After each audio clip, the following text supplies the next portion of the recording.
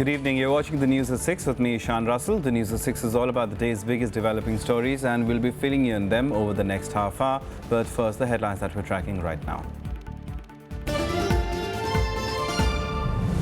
Islamabad's move on surgical strikes doesn't find any resonance with UN. Pakistan troops resort to unprovoked firing along the line of control in the Akhnur sector of Jammu and Kashmir. The centre issues countrywide alert to states.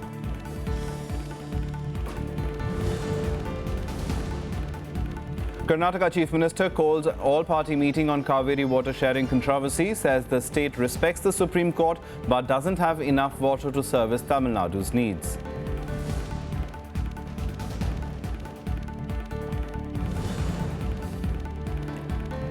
Undeclared income and assets amounting to 65,250 crore rupees declared under the income declaration scheme, 45% of the money to reach the government as tax and penalty.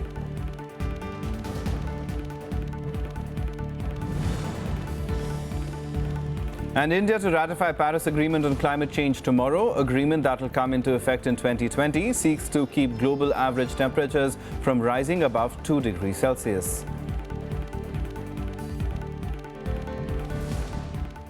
Our top focus this evening, an all-party meet on the Kaveri water dispute called by the Chief Minister of Karnataka, Siddaramaiah, is underway in Bengaluru. Meanwhile, former Prime Minister H.D. Devagowda also began an indefinite hunger strike in Bengaluru to press the state's case. A day after the Supreme Court reprimanded Karnataka on the Kaveri water sharing controversy, former Prime Minister H.D. Devagowda began an indefinite hunger strike to seek what he claimed justice for his state. We are not disobeying any orders, but the point is where the injustice has taken place and how the injustice has happened in the broken tribunal. All these matters was brought before the Supreme Court. How can we release monthly, weekly? See, that too, if there is no rain. That's why we requested to send that committee.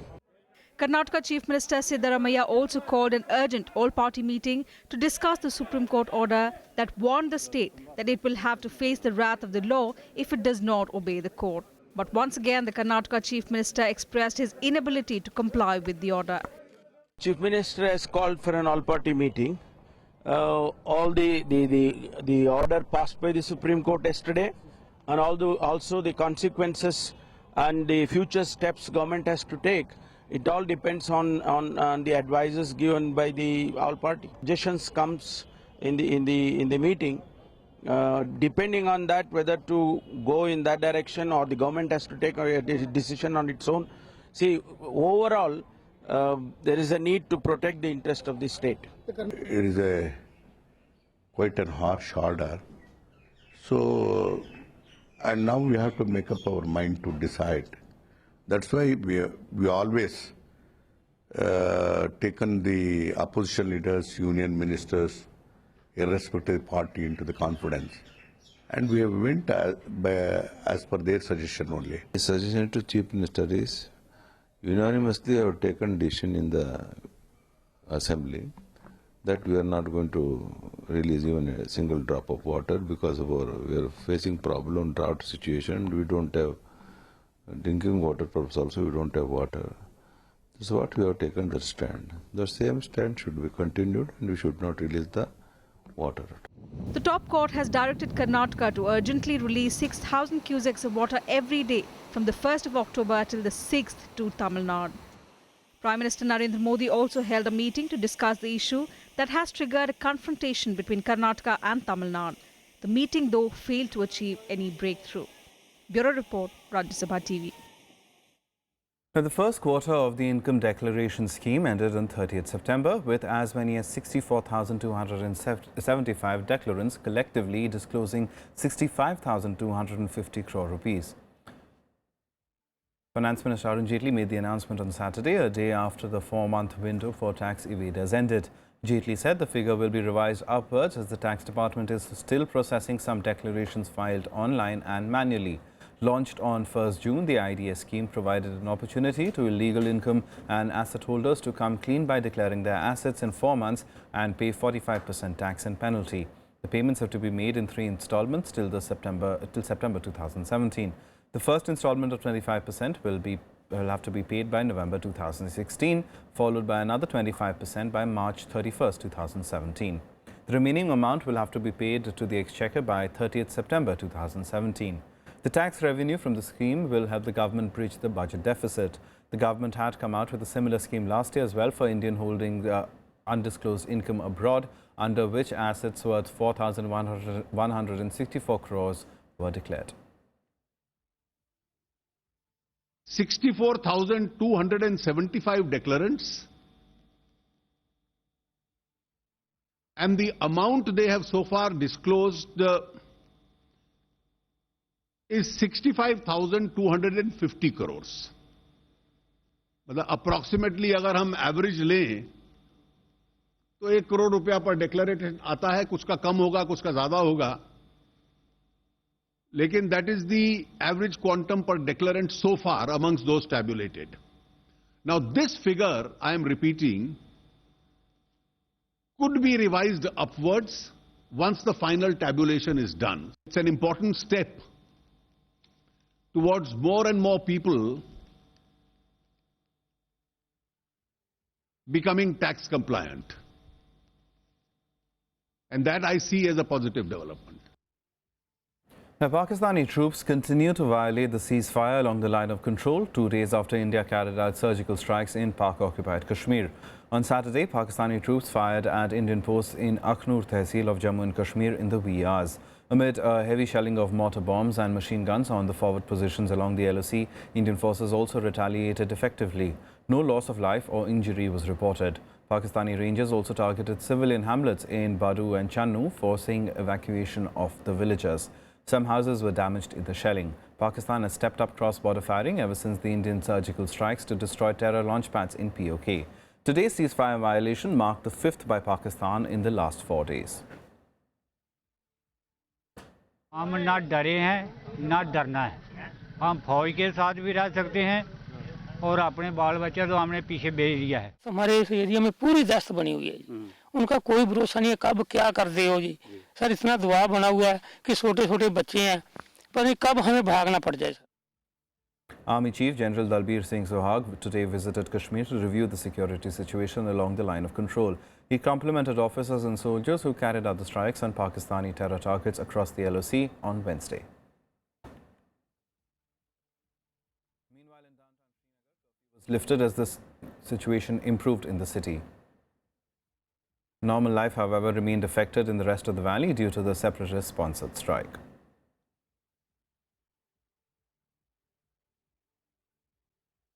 Now, India today said that Pakistan is not getting any support at the United Nations over its complaint against the surgical strikes. Pakistan is also facing global isolation that many say is of its own making. Along with the United States, Bangladesh, Afghanistan and Bhutan have openly condemned them for backing terrorism. India on Saturday rejected claims that the UN mission monitoring ceasefire has not directly observed any firing along the line of control. India's permanent representative to the UN ambassador Syed Akbaruddin said that the facts on the ground do not change whether somebody has observed it or not. On Friday, the UN Secretary General spokesperson had claimed that the UN military observer group in India and Pakistan had not directly observed any firing across the LOC related to the surgical strikes conducted by India on September 29th inside Pakistan-occupied Kashmir. Akbaruddin also maintained that Pakistan approaching the UN over the issue of surgical strikes did not find any resonance within the world body. Meanwhile, on Saturday morning, Pakistan once again violated the ceasefire in Jammu and Kashmir's Akhnur area. It targeted Indian posts and civilian areas with mortar bombs and heavy machine guns. However, no casualties were reported. Pakistan की कोई दहशत नहीं साडे मन ते दो लड़ाइयां ਅਸੀਂ ਲੜੀਆਂ ਨੇ ਇਹਨਾਂ ਕਈਆਂ ਦੇ ਨਹੀਂ ਵੇਖੀਆਂ ਜਿੰਨਾ ਵੇਖੀਆਂ ਨੇ ਇਹ ਆਪ ਨਾਲ ਖੜੇ ਹੋ ਕੇ ਲੜਾਈ ਲੜਦੇ ਰਹੇ ਨੇ ਅੱਜ ਹਿੰਦੁਸਤਾਨ ਦੇ ਵਿੱਚ ਦਹਿਸ਼ਤ ਦਾ ਮਾਹੌਲ ਨਹੀਂ ਬਣਾਉਣਾ ਚਾਹੀਦਾ ਮਨੋਬਲ ਸਾਨੂੰ ਚੁੱਕਣਾ ਚਾਹੀਦਾ However, the US has strongly objected to threats of nuclear warfare made by the Pakistan against India. Responding to Pak Defence Minister's assertion that his country could use nuclear weapons against India, the US said that nuclear threats are not acceptable. Pakistan is being increasingly isolated internationally, with the country being forced to postpone the SAARC summit. After Afghanistan, Bhutan, Bangladesh and Sri Lanka followed in India's footsteps and boycotted the meet. We are against all terrorist groups. We don't make distinction between terrorist groups. Wherever those sanctions are, they should be dealt with strongly and they should be taken out of wherever they exist. Amid escalating tensions between the two countries, Pakistan's media regulator has banned the broadcast of all Indian television channels in the country starting October 15th. Bureau Report, Rajya Sabha TV. Now, India will ratify the Paris Agreement on climate change tomorrow to become one of the key countries in bringing it into force. On Friday, environment ministers of European Union also agreed to speed up the bloc's ratification. The Paris Agreement seeks to keep global average temperatures from rising above 2 degrees Celsius.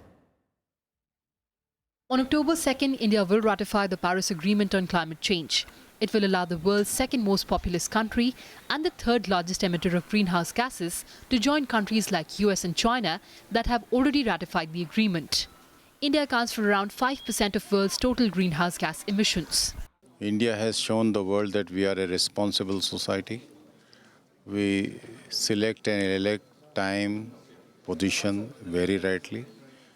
And Pradhan Mantri ji has decided that on 25th of September, he announced, and on 2nd October, tomorrow, we are going to submit our ratification to UN. By 2030, India will increase the use of green energy and reduce emissions relative to its GDP by up to 35% from 2005 levels. It also has plans to quadruple its renewable power capacity to 175 gigawatts by 2022. Further, it will add 100 gigawatts of photovoltaic capacity, 60 gigawatts of wind power, 10 gigawatts of biomass and 5 gigawatts of hydro projects. We will make sure that our goals, our targets, whatever INDC has decided, we will achieve that in given time without development compromise. As many as 60 countries so far have deposited their instruments of ratification. That represents more than 47.5% of global greenhouse gas emissions. The agreement will set in place a climate action agenda that will take effect in 2020. India has affirmed that it is firmly committed to fighting climate change and would endeavour to achieve significant results. However, it has stressed that the new technology framework under the Paris Agreement should remove barriers to technology access and provide finance for higher technological costs. Reporting from Delhi, with camera person Sanjay Kumar, I'm Kriti Mishra for Rajya Sabha Television. Time for us to take a short break. Lots more on the other side. Do stay tuned.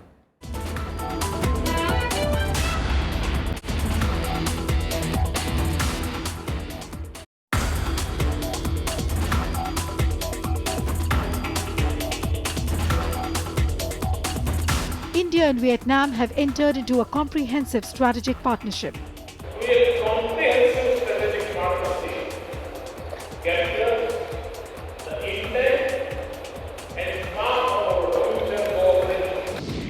Can the two nations contribute to the stability of Southeast Asia? Most of the challenges to its development and security comes from the maritime domain. Both the nations are fighting out the hegemony of China in subtle terms, not very openly. Watch our special report, New Delhi to Hanoi, only on Rajya Sabha Television.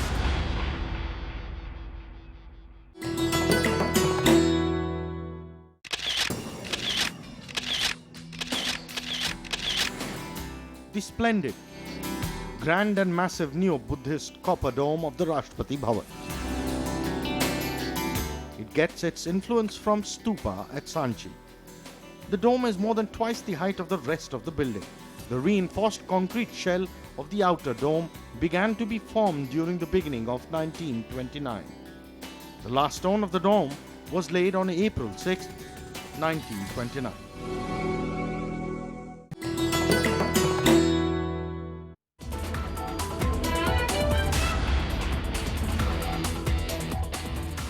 Welcome back. You're watching the news at 6. Now, anti-AFSPA crusader Iram Sharmila has stressed on the necessity to lay the groundwork for a mass-based people's movement against the continued imposition of the Armed Forces Special Powers Act in Manipur and in the northeast. This is the first time that Sharmila has spoken to reporters in Delhi after breaking her 16-year-long fast. She suggested that the constitution should be amended regularly to suit the sentiments of the people. Since her arrival in Delhi, Sharmila has met a host of people, including the Chief Minister Arvind Kejriwal. Why should the government remain depend upon a draconian law to govern its subjects? What the rulers really need is trying to know the real needs of the people. Some more national news updates now nationwide. BJP leader L. Ganesan filed his nomination papers for the lone Rajya Sabha seat in Bhopal on Friday. The 71-year-old former RSS functionary and state party president filed his papers in Hindi in the presence of Chief Minister Shivraj Singh Chauhan and other senior leaders at the assembly.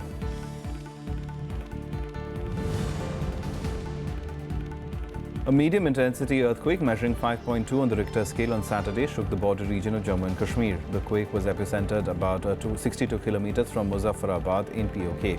There are no immediate reports of loss to life or property.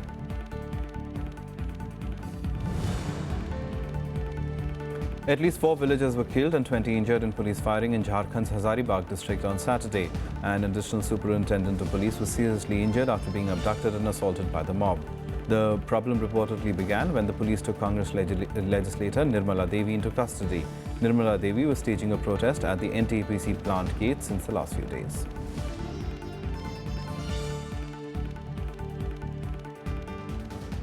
Now, Vice President Hamid Ansari has concluded his 5-day visit to Nigeria and Mali. During the visit, the Vice President met with top leaders of the two countries and held discussions on a range of issues, including cooperation in the field of security, defense, culture, infrastructure, and the fight against terrorism. Vice President Hamid Ansari once again pressed on the urgent need to deal with cross-border terror in a comprehensive manner. Addressing the National Assembly of the Republic of Mali, the Vice President said terrorist actions cannot be justified on any grounds, and India strongly condemns terrorism in all its forms. The spreading tide of extremism and terrorism is a threat we both face. We in India face it from across our borders. Terrorist actions cannot be justified on any grounds. India condemns terrorism in all its forms and manifestations and is of the view that international and cross-border terrorism should be dealt in a comprehensive manner. Vice President Ansari also said that India sees itself as a partner in Mali's reconstruction, economic development and growth. India has extended 7 lines of credit worth $353 million to Mali and signed 2 MOUs, including one on cultural exchange. We welcome the signing of the Agreement for Peace and Reconciliation and hope that it would lead to unity, preservation of territorial integrity, lasting peace, development and prosperity. My government appreciates the wisdom of Malian leadership that facilitated the signing of the agreement. This was the first high-level visit by any Indian leader to the African nation Mali. The Vice President also visited Nigeria, where he held wide-ranging discussions with the Nigerian leadership.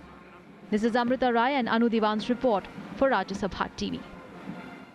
The French fighter jets took off from the Charles de Gaulle airport to take part in the operations against the Islamic State militants. French President François Hollande had announced the deployment in July. This was after the Islamic State launched several terror attacks in France. France is also the first country to join the US-led airstrikes in Iraq. Since then, it has stepped up aerial operations against the Islamic State in many locations, including Syria. Paris has also special forces operating in both countries and has provided weapons to the Syrian rebel groups. There are over 3,000 French military personnel involved in the region. The United States and the United Nations have condemned the remarks by Philippines President Rodrigo Duterte comparing himself to Adolf Hitler. The US, however, stressed that its ties with the Philippines were ironclad and would not be affected by the leader's controversial comment. Duterte on Friday had said that he would be happy to slaughter millions of drug addicts, just like in Nazi Germany. The United States and Philippines are once again at loggerheads after the Philippine President Rodrigo Duterte compared himself to Adolf Hitler as far as the war on drugs is concerned. The United States called the comments deeply troubling but stressed that the old alliance with the Philippines remains strong and would not be affected by the controversial leader's rhetoric. What I would say to that is that America's relationship or partnership with the Philippines is long and it's been based on a mutual foundation of shared values. And that includes our shared belief in human rights and human dignity. And within that context, President Duterte's comments are a significant departure from that tradition. And we find them troubling. The United Nations also condemned the comments, calling them inappropriate, adding that it showed a high level of ignorance or disdain for history. Any use of the Holocaust and the suffering of the Holocaust in comparison to anything else, frankly, is inappropriate and is to be rejected. The Secretary General, I think, has made it clear, as have others in the UN system, of the need for the fight against the illegal use of drugs to be done in accordance with human rights standards, with international law, with a focus on the users and rehabilitation, and that has been his position. On Friday, Duterte compared himself to Hitler, saying he would be happy to slaughter millions of drug addicts, just like Nazi Germany killed 3 million Jews. Hitler massacred 3 million Jews. Now, there is 3 million, there's a 3 million drug addicts. There are. I'd be happy to slaughter them. At least if Germany had Hitler, the Philippines would have. But, you know, my victims, I would like to be all criminals to finish the problem of my country and save the next generation from perdition. After Duterte assumed office on the 30th of June, more than 3,500 people have been killed in police operations and attacks by unidentified assailants. His war on drugs has been heavily criticized by the United Nations, European Union, United States, the Catholic Church and several human rights groups. But Duterte has retorted, often with abusive language. Bureau Report, Rajya Sabha TV. Some more international news updates now in Global Buzz.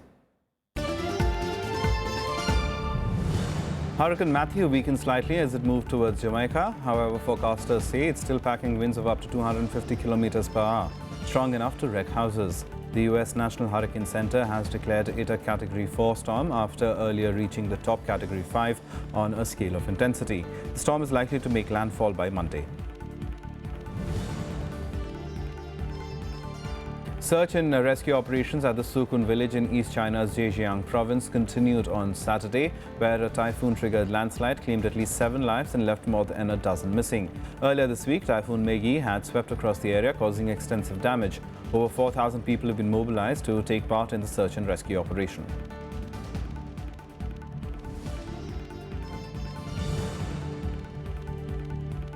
A joint military operation between Chad and Niger killed 123 Boko Haram militants since July and recovered a significant quantity of weapons. The claim was made on Saturday by Niger's defense ministry. Allied Chadian and Nigerian forces launched an offensive against the Islamists after a surprise attack in Niger killed 30 of the country's troops early in June.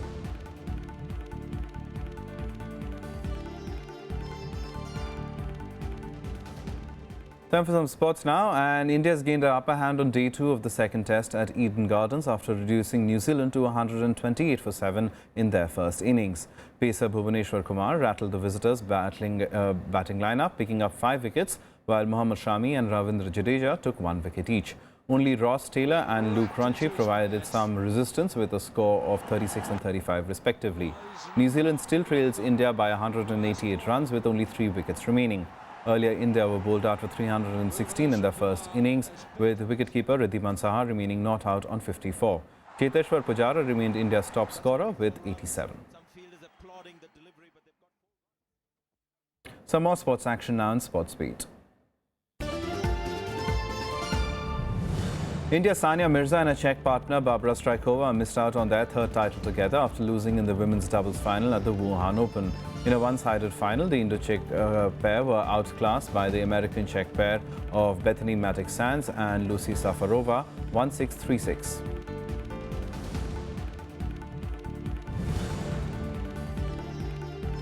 The BCCI today decided to counter the Lodha Committee recommendations on bringing changes in the board's governance. In a special general meeting in Mumbai, the 30-member BCCI was in no mood to give in to the several reforms suggested by the Supreme Court-appointed committee. The board is likely to oppose the recommendation of the 3-member selection panel and the one state, one vote formula. World champion Lewis Hamilton seized a dominant pole position in qualifying for the Malaysian Formula One Grand Prix. The Briton lapped up the 5.5-kilometre track in a stunning 1 minute 32.850 seconds, less than half a second off the quickest lap set by Fernando Alonso in 2005. The pole was the 57th of Hamilton's career and the 8th of the season.